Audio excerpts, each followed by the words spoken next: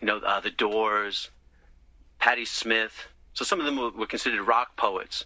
So sometimes they would tell me, or even in the 80s, Morrissey or U2, they'll tell me, they'll say something about their influences. Like Morrissey would mention Oscar Wilde, and I might discover Oscar Wilde and that kind of thing. But then in high school, I wrote a bunch of poems. I was in a poetry class 16, 17, and I got a lot of other, exposures. And I slowly started buying books by like the beat poets, Allen Ginsberg or William Blake, or like some of them are behind me. Dylan Thomas, or different times I would get into a different poet, Rimbaud, and so sometimes I would discover from the rock people, and sometimes maybe from the poetry course I took, and then you start. It was kind of like natural for me, but it was almost I wanted to innovate more than copy, but in your finding your voice.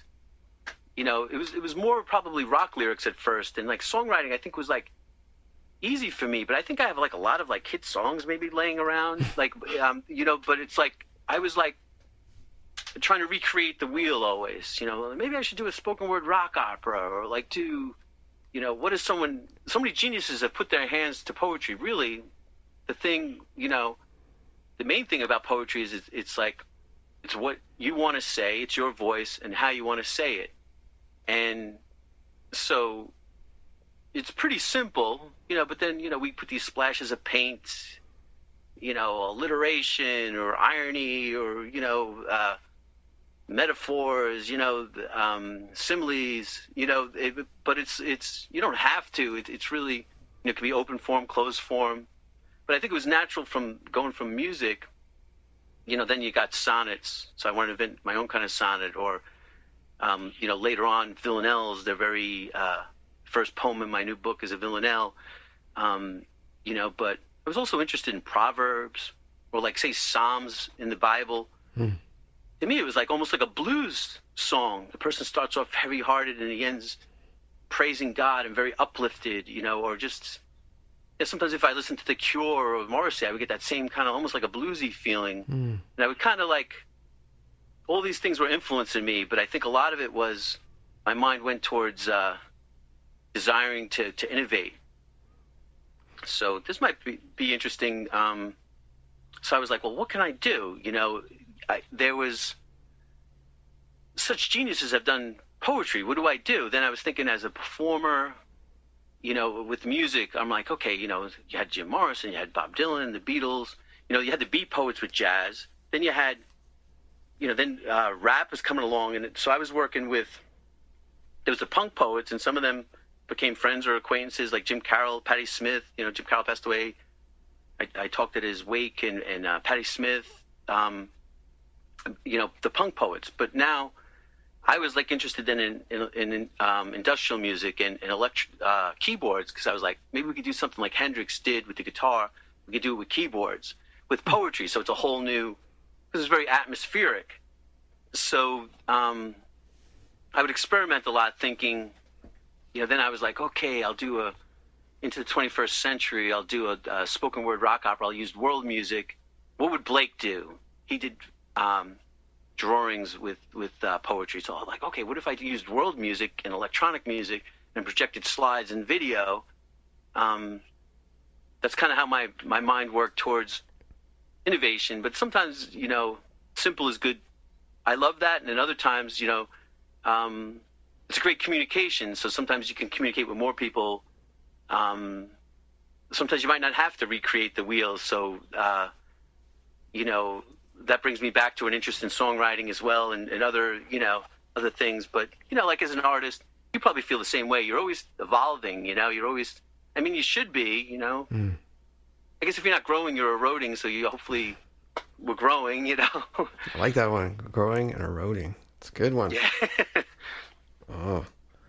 I was thinking about this. I wrote this in a poem, my new book, Love is the Futility of Love, and it was saying how love is not futile at the end, I believe in love so much, but I can't remember the exact words, but it was like, it's the only thing in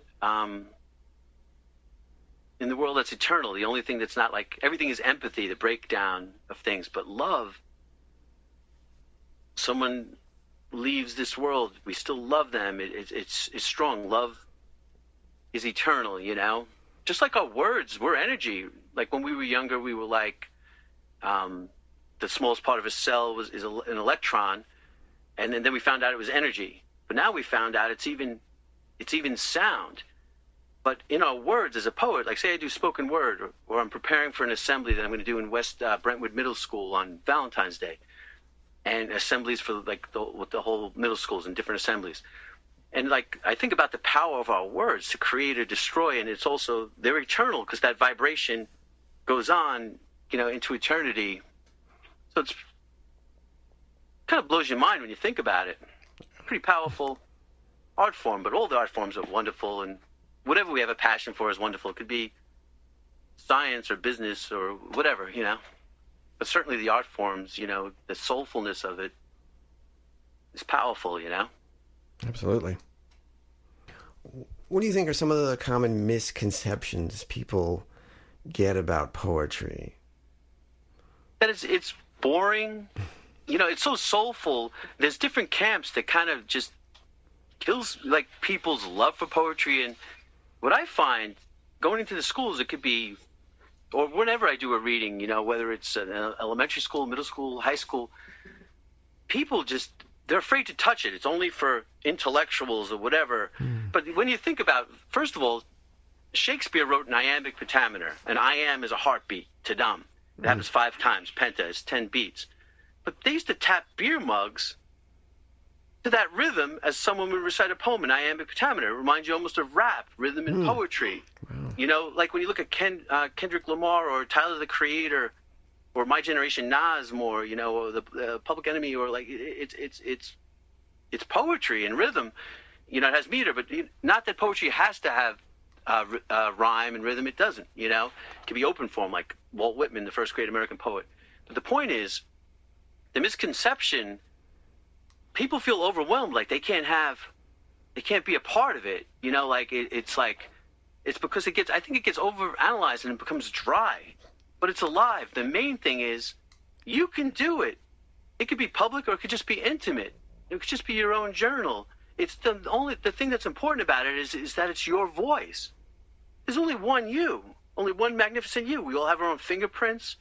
And what else is wonderful about poetry? We can know how another person feels.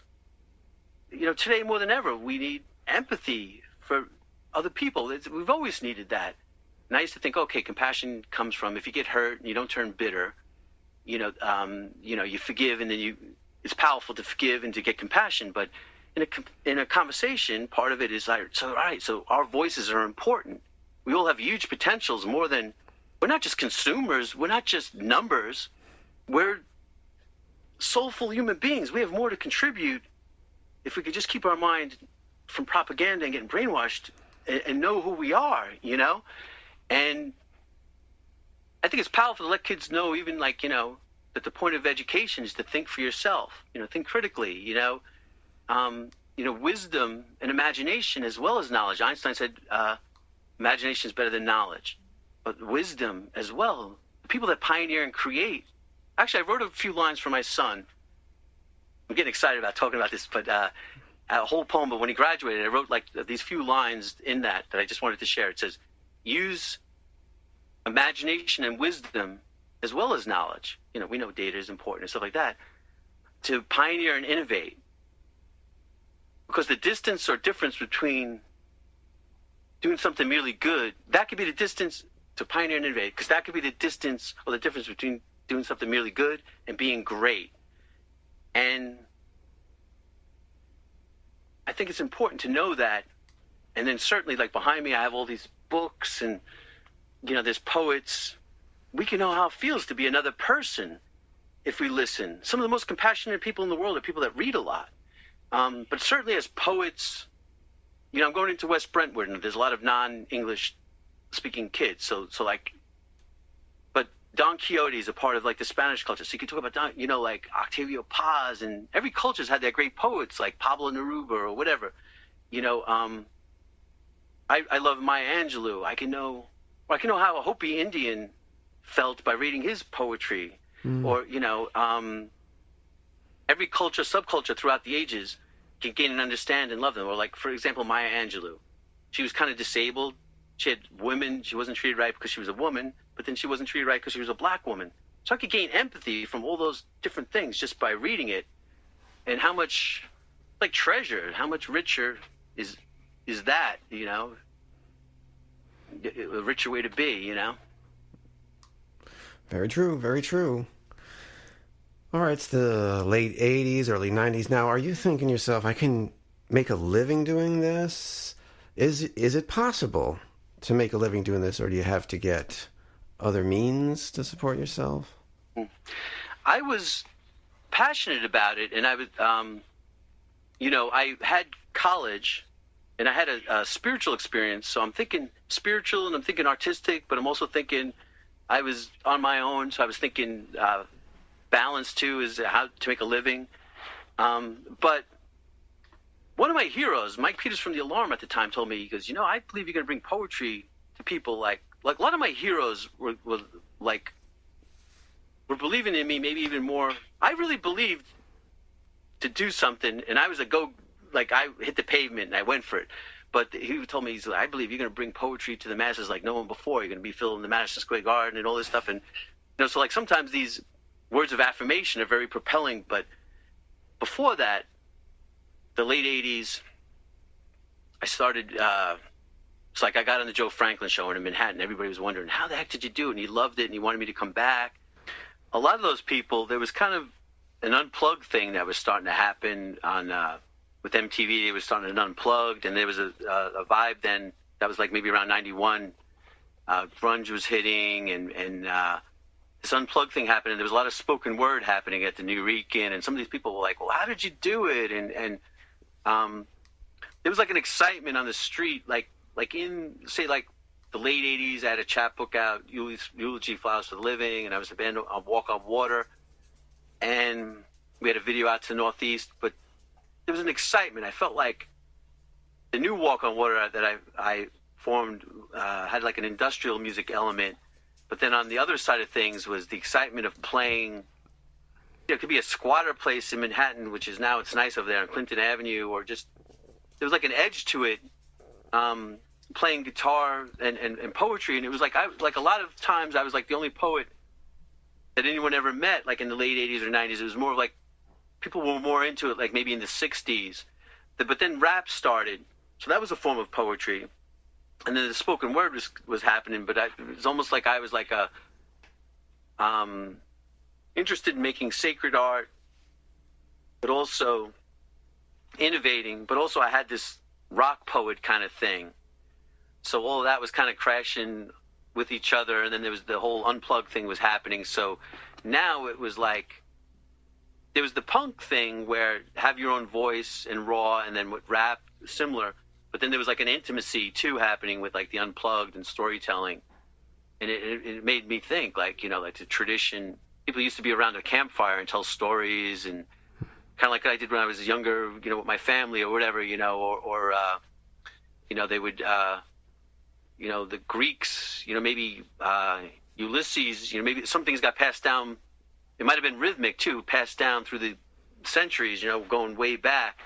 And so those are the kind of things that were like a holy friction in my mind, kind of crashing, spinning around in my mind.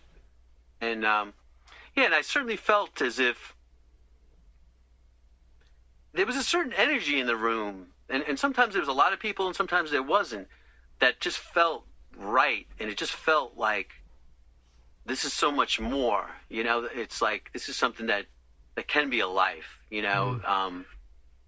but I was also on my own, so I knew with money, that there's not always a lot of money with poetry. There was a time I was a full-time poet, but there was also, so I was glad that after school, I almost was going to go into ministry or something. And there's different times I talked to like Jesuit priests and different things like this.